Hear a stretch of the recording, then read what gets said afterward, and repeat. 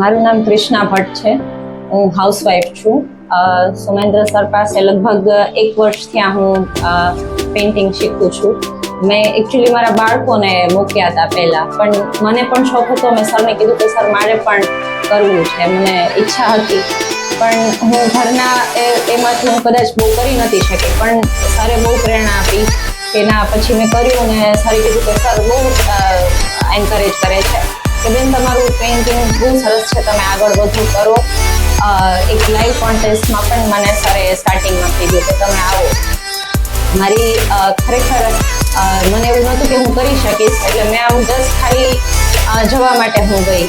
પણ ત્યાં ટાઉન હોલમાં હતું અને ત્યાં મેં કર્યું અને હું તો નીકળી પણ ગઈ હતી. મને મારો કંઈ અહીંયા નંબર લાગે એવું લાગતું પણ નહોતું. પણ સર હતા અને પછી હું નીકળીને પછી પાછળથી સરનો કોલ આવ્યો કે બેન તમારો ફર્સ્ટ રેન્ક આવ્યો છે. તો મને ખરેખર બહુ સારું લાગ્યું, કારણ કે આપણે જ્યારે એવું વિચારતા હોય કે આપણે ખરેખર આપણે તો કાંઈ નથી, આપણે કરી જ ન શકીએ કાંઈ, ત્યારે આવું સરસ આપણને એક મને મળી પ્રેરણા સર પાસેથી કે તમે કરી શકો છો. પછી તો મને ઘણા 2-3 મેડલ મળ્યા અને સર્ટિફિકેટ ને બહુ બધું. તો આમ એટલું બધું સારું લાગ્યું લાઈફમાં કે એક હાઉસવાઈફ તરીકે કેવું હોય, આપણે બહુ લિમિટેશન હોય જીવનના, પણ આપણને એમાં પણ એમ થાય કે કંઈક કરી શકીએ છીએ, બહાર નીકળીએ છીએ. તો મને જે ધાર્યા કરતાં ઘણું સરસ સર પાસેથી મને મળ્યું.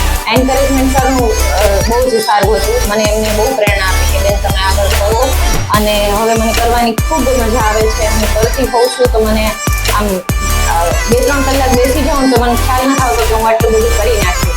તો કોઈક વાર 2-3 દિવસમાં હું પેઇન્ટિંગ પણ કરી નાખું છું. હમણાં મેં રિસેન્ટ વારાણસી પર એક બનાવેલું છે ગંગા ઘાટ પર. તો મને આવું ધાર્મિક ને રિલેટેડ હોય તો વધારે મજા આવે છે. અને સરને પણ એ આઈડિયા સરસ આવે છે કે ભાઈ કેવી રીતે કોની શું ચોઈસ છે એ પ્રમાણે સર ગાઈડન્સ કરે છે. તો મને સર પાસેથી આ બધું મળ્યું છે, મને ખૂબ આનંદ થયો છે અને ખરેખર સરની ખૂબ આભારી છું. મને ખૂબ મજા આવી. Thank you.